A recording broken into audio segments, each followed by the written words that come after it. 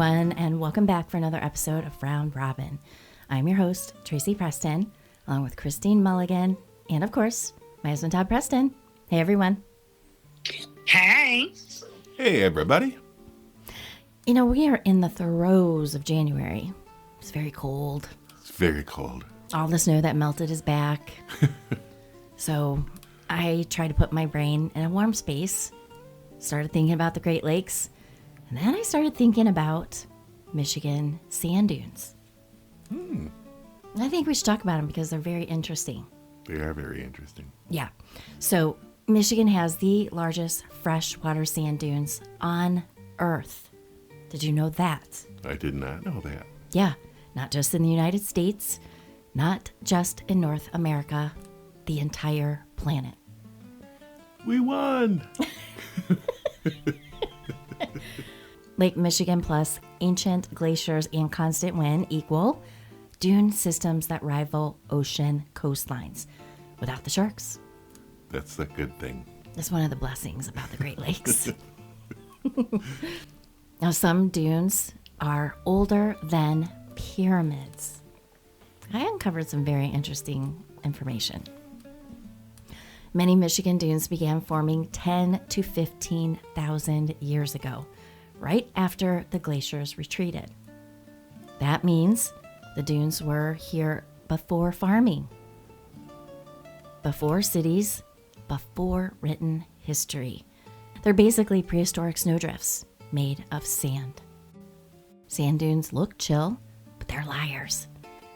Each step forward slides you half a step back.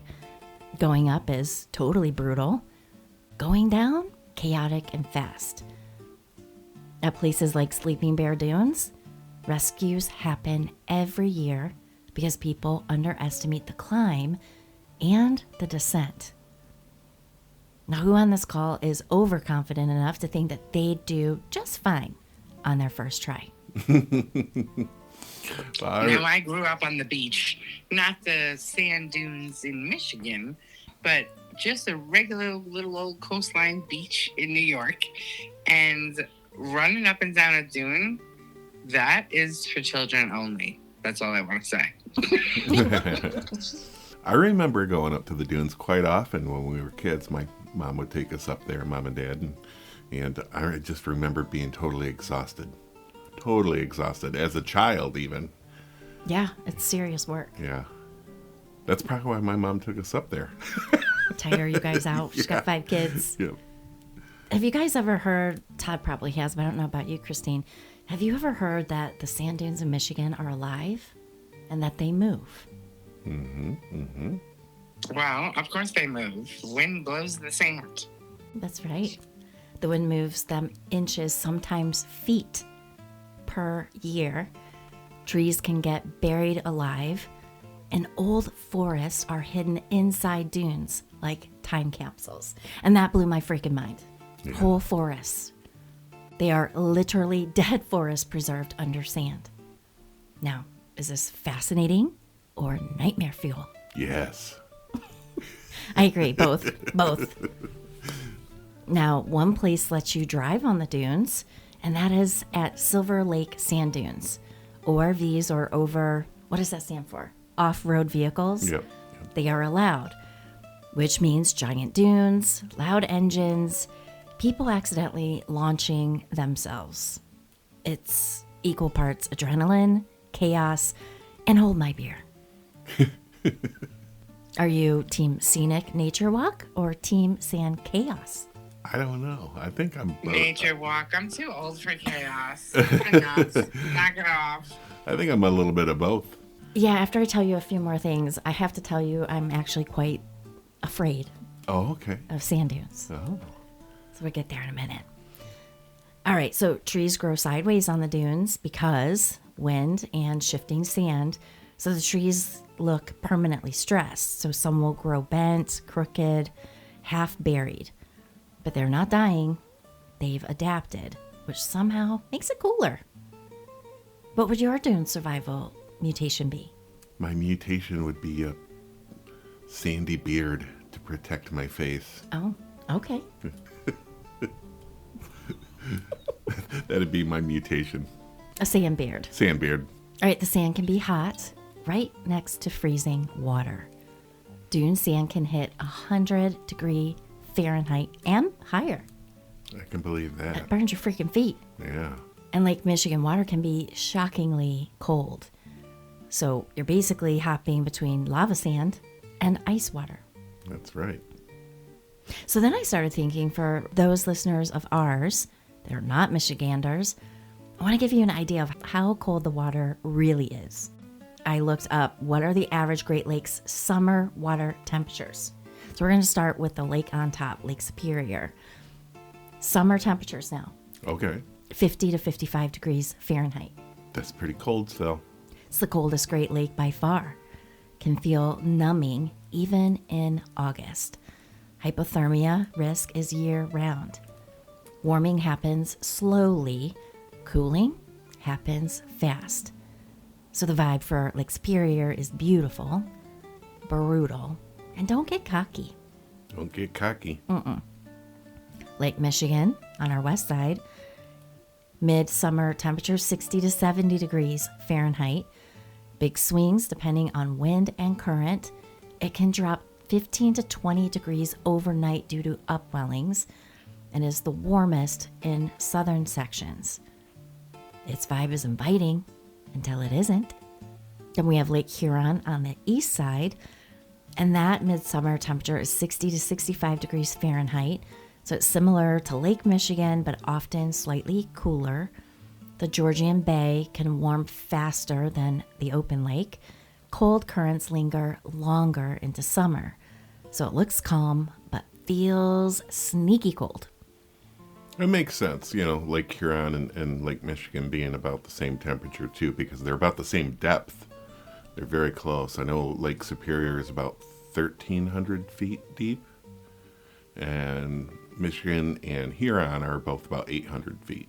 And then there's Lake Erie, midsummer temperature 70 to 75 degrees Fahrenheit, the shallowest Great Lake, which means it warms the fastest. Feels the most ocean beach-like in summer and can feel downright pleasant. This lake is a crowd pleaser. And then lastly, we have Lake Ontario. Midsummer temperature 65 to 70 degrees Fahrenheit. It's moderated by depth and eastern location. More stable temperatures than Michigan or Huron, and less dramatic cold shocks. So it's steady and understated. Now, important Michigan reality check. Air temperature does not equal water temperature. A 90-degree Fahrenheit day does not mean warm water. Wind can flip warm surface water away from shore in hours. Cold shock can happen below 70 degrees Fahrenheit. And that's why the Great Lakes drownings often increase during heat waves. Wow, that makes sense. Makes sense to me. I didn't really put that together before. So Lake Erie might hug you back, but Lake Superior, she'll remind you who's in charge. Some plant species and animal species only survive here and nowhere else. That's why many dunes are protected, and climbing is restricted in places like Warren Dunes State Park and Pictured Rocks. The dunes are fragile divas, so we gotta respect them. And that's true. Even in Lake Michigan, there's all areas that say, stay off the dunes. Yeah, I do remember that. Certain like sawgrass type plants are growing and stuff like that. Now, would you follow the rules? Or would the do not climb sign tempt you more? I'd follow the rules. I'm a rule follower. Yeah. Christine? I'll follow the rules in that case because the dune grass, I don't know what kind of buggies live in that beast, but when I was younger and when we did walk through the dunes with the dune grass, I would have like rashes and chigger bites all over me and be itchy for days. So just for that reason alone, I would stay off the dunes. Ulterior motives. And there's nothing like a sunset on the dunes. I've seen it once. I've not. Well, we're going to have to do that this summer. Yeah. Because the Michigan dunes... sunsets on any coastline are a beautiful way to waste time sometimes. Yeah. And it's one of those moments when we're all kind of there. Nobody's really talking. Like it just the beauty of it just sucks you right in. Now, the dunes feel like another planet, like I mentioned. Some of them, a lot of the dunes don't have any trees, no landmarks, just sand, sky, wind, and lake. People can easily lose direction, their depth perception, and track of time. It's Michigan's version of a desert, but with water. Yeah. Now, we're going to get into something a little bit creepy about the dunes. Okay. All right, the dunes that swallow. Wait a second. Do I need to do an F-bomb on this? You could. I need to tell you guys something that doesn't feel funny at all, because Michigan's dunes don't just move. Sometimes they open. Now, most people think of danger at the beach as water, rip currents, cold shock, waves, but sand dunes hide a different kind of threat, one you don't see coming, one that doesn't make a sound. And we're going to talk about confirmed Michigan dune collapses involving kids. Aw. And I remember these. Silver Lake sand dunes incident in July of 25 just happened this last summer. Wow. A 9-year-old boy from Livingston County was visiting the Silver Lake sand dunes with his family on the 4th of July weekend. Do you remember hearing about that? I do. Mm-hmm. So while he was digging in the sand near the pedestrian access area of the dunes, the sand collapsed suddenly, burying him beneath about 5 feet of sand. 9 years old. Wow. I had to freak out, and I'm a grown woman. A 9-year-old child buried 5 feet below the sand. Now, this type of collapse can happen because the extremely loose powder-like dune sand is very unstable and can suddenly give way when a deep hole is dug. By the time emergency services were called, bystanders had managed to uncover the boy and carry him to where DNR officers were arriving. When first examined, the child was not breathing and had no pulse.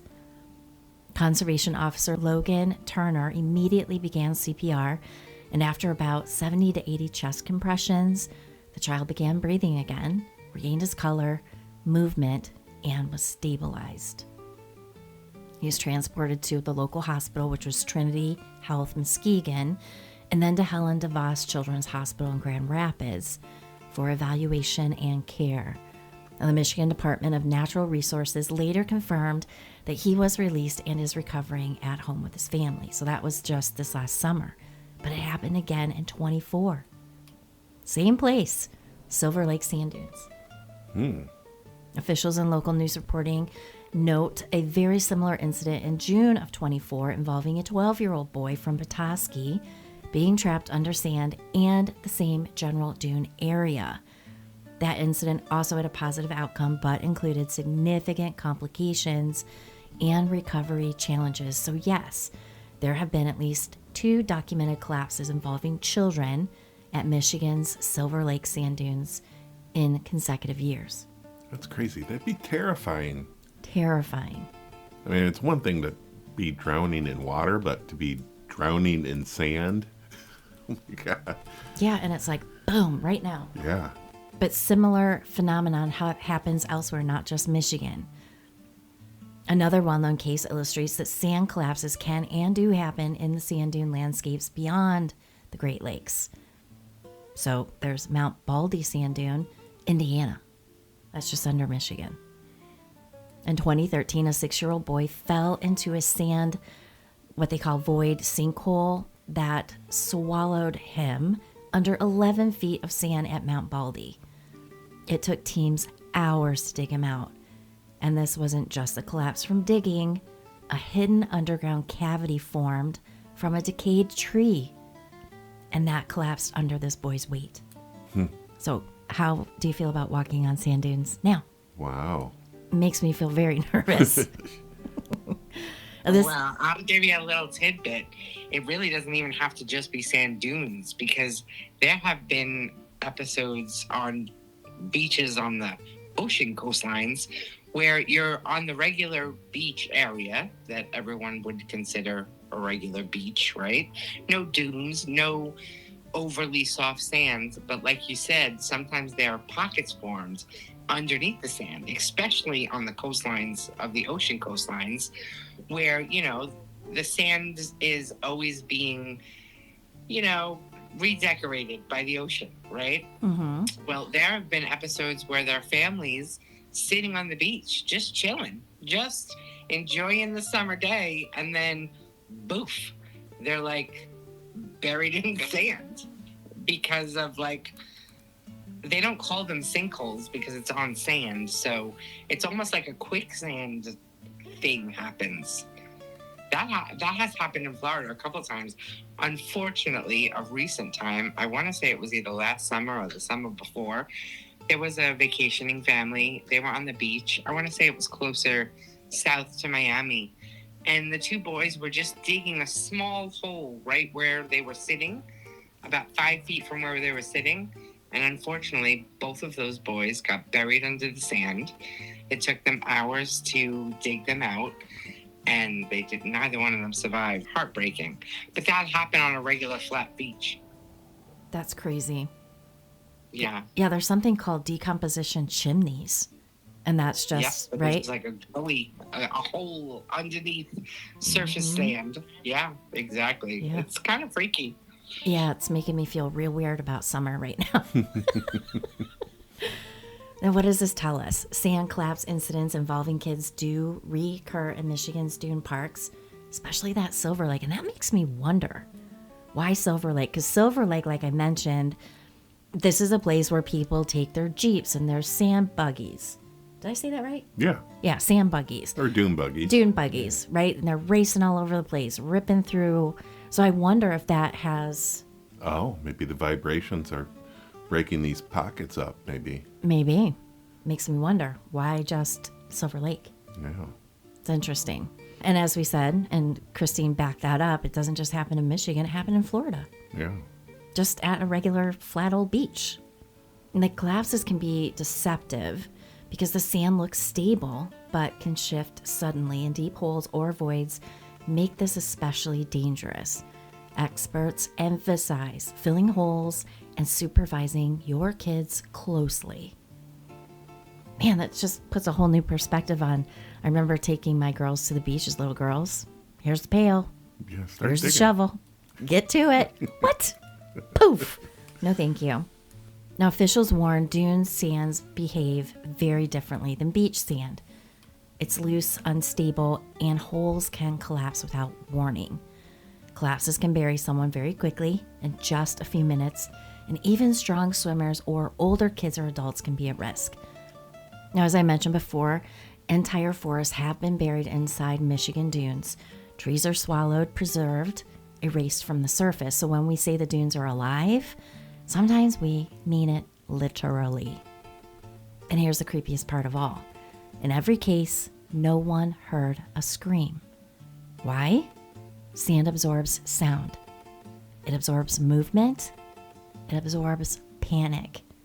By the time anyone realizes something's wrong, the dune has already got you. So if you're out there this summer, or if you've got kids climbing and digging, this isn't meant to scare you away, but it's meant to remind you. Michigan dunes deserve respect, but they don't announce when they're about to move. Did you know there was an entire town that was erased by sand dunes? Was that in Saugatuck? Saugatuck, and Christine, you've been there. Yep. Okay, I remember hearing about that, yes. Right, because it's called Saugatuck, but there's a historical sign that says it's Singapore. Yeah. Singapore, Michigan. And I thought, oh, that's an interesting name. And so we read it, and that's where we learned about it. So just a super quick story here. There was once a town in Michigan that didn't burn down, it wasn't flooded, and it wasn't abandoned overnight. It was erased. In the 1800s, Singapore, Michigan sat near Lake Michigan as a busy lumber town. But as the trees were cut down, the sand dunes nearby lost their anchor. Wind did the rest. Sand crept in, slowly burying homes, streets, and businesses. People tried shoveling it out, but they couldn't keep up, so eventually they stopped trying. By the 1870s, Singapore was gone. Not destroyed, just buried.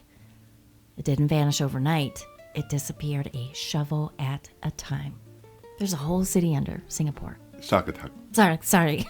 Singapore is buried under Saugatuck. That's crazy. It's no joke. Makes you feel weird walking through Saugatuck now. Right. Well, that's all I've got for you guys. Do you guys have anything you want to chat about? I don't have anything. I just want to say to all of our listeners, Happy New Year. Because we didn't say that on Round Robin yet. Oh, and, true. I hope everybody gets back to their normal resting schedules, like I hope to someday soon. I know. We got to gear up, get back to work. I'm so tired. I'm so tired. And I know that I'm not alone. I know that there are a million other moms out there that after the holiday season are like, all right, can I just get a week of nothingness? Can I? Is that possible? Please. Pretty please. So. Unfortunately, it's not really possible. It's what we all want, though. I know I'm not alone in wanting that.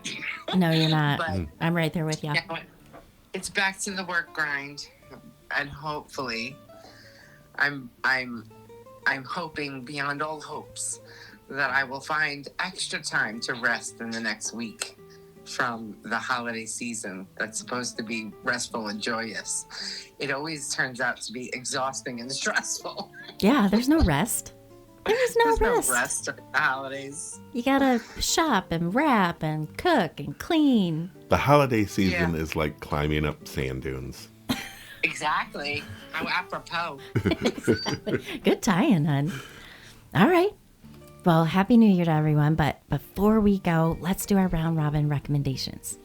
Yay! All right. Well, I guess I'll go first because I really don't have any real solid ones because it's been the holiday season and I am a mom. All my kids are in their 20s, so they're adults and they're doing their adulting life thing, but it's still the same pressure. It's still chaotic. But anyway, I'll stop bitching and I'll just say I haven't had a lot of time to watch TV, but there was one night where I just recently, like just one of these past few nights, where I saw a movie called Threesome, and I was like, oh my God, now they're really getting bold. And I'm an ally of all things, right? So I read the little caption, and then I watched the trailer, and it wasn't what I thought it was going to be. The movie was called Threesome. I believe it was on Netflix, but I might be wrong. It might be on Prime. I think it's on Netflix, and it's called Threesome. So, of course, I thought it was going to be about a threesome, explicit kind of information stuff. Pulled you right in. Kind of, you know what I'm saying? Like, I'm not a perv, but you know what I mean? I'm not a prude either. So I gave it a whirl for a second, and I was like, all right, well, I probably won't want to watch this, but let's see what it's about. The thing is yes, there is what you think that of when you hear that word. There's an episode where they have a threesome, but it's really about what happens all prior to and after the threesome happens. Life happens. This wasn't, the act itself, people do as they do, and it was kind of, dare I say, it happened innocently in a way, but then the aftermath, life happens, and, sex is sex, and what comes from sex, is sometimes babies. So, spoiler alert, both of the women within that threesome ends up getting pregnant. Oh. He was falling in love with one of them, and the other one just went back to their lives, because this was just an episode. They met in a bar, things happened, you know what I mean? Like a one-night stand kind of thing for one of them. And for the other woman, she was actually the objects of desire for the guy. Like, they were ex-coworkers, they were good friends, they have had, hookups prior, or at least they lead you to believe that there were hookups prior, but they weren't in a relationship. They were two adults adulting, and they got together a few times. He was in love with her. She couldn't have seemed any more like, I'm just a single woman living my life. You know what I mean? So there's the setup, and I can't really say too much more without giving away too many spoiler alerts. But I actually watched the whole movie and I was like, I kind of like that movie. It was good. It had all the things. It was funny. There were like really awkward life situations, which I always enjoy because I'm like, oh my God, could you imagine? You know what I mean? I just love that kind of slapstick comedy-ish, real life events, just how awkward they are. I love that. So it was actually a really good movie. So I'm going to recommend Threesome. It's not exactly what you think it is. I just say, give it a try. It actually was kind of, it was heartwarming, funny, and a little bit tear-jerky, and a little bit sad, because relationships aren't what you think they should be. You know what I mean? Yeah. So there was a lot of back and forth, heartbreak in between, laughs. Yeah, so it was just a good movie. So Threesomes. It's on Netflix, and it's not raunchy. It's just like a rom-com-y kind of thing. And it was good. It was cute. And what a predicament. Yeah. Holy hell. Yeah. That's what hooks me. I was like, wait, what? Could you imagine being an adult, making your choices as you do, and then you don't even know the people you were doing anything with, really. I mean, they were strangers in a bar that you had a great night with. And then all of a sudden, you got to do lifing things with them going forward, and you barely know them. I don't know. I thought it was kind of funny and weird and awkward, and I liked it. So that's my recommendation. I'm going to check it out. It sounds really good. Yeah. I'm very intrigued at how this dude handles it. And my recommendation will be put on a rain jacket, dude. Or a raincoat. Right? That's the thing, is apparently there was condom usage. Oh. So, it's also a reminder. Right. Condoms don't always work. They don't always work. Awesome. Well, Todd and I have been completely involved, and we did finally finish Ted Lasso. Yeah. And it was so good. So good. It is a very emotionally driven show. Yeah. That's ballin'. I got a little teary-eyed a few times on this final episode. So they are working on a fourth season. Yep. And when did they say that was coming out? In the spring or summer of 26? Spring or summer of 26, yeah. Yeah. Then we talked about it before, so Ted Lasso was brought in. He was a regular football coach for Kansas City. Brought him in because there was a whole divorce thing. The owner is now the ex-wife of a floundering ex-husband. And so her goal was to bring in Ted Lasso. He's going to destroy the team because he doesn't know anything about soccer, quote unquote, football in England. And it ends up being, he brings so much closeness and laughter and friendship and just really good hearted human being. He brings all those things to the table and brings out the best in everyone. Yeah. That he really comes in contact with. People on the team, people who own the team. People in the town. Yep. Yeah, so if anybody has not seen Ted Lasso, it is on Apple TV or Apple Plus. What do you say? Just Apple. Yeah. Apple TV. You really should give it a go because it really is a heartwarming story. And I have a whole theory of what season 4 is going to be. Oh, yeah. We talked about that too. Yeah. So I'm not going to say it. I can't wait for season 4. I have to wait. I am too. So again, if you guys haven't watched it and you have Apple TV, please watch Ted Lasso. You'll laugh. You'll definitely have some cries in there. And we'll see maybe what you guys think is going to happen in season 4. So anyway, that's our show for today, everyone. Thank you so much for listening, and we will see you all back on Friday for F-Bomb. Have a great week, everyone. Bye. Adios. Adios, amigos.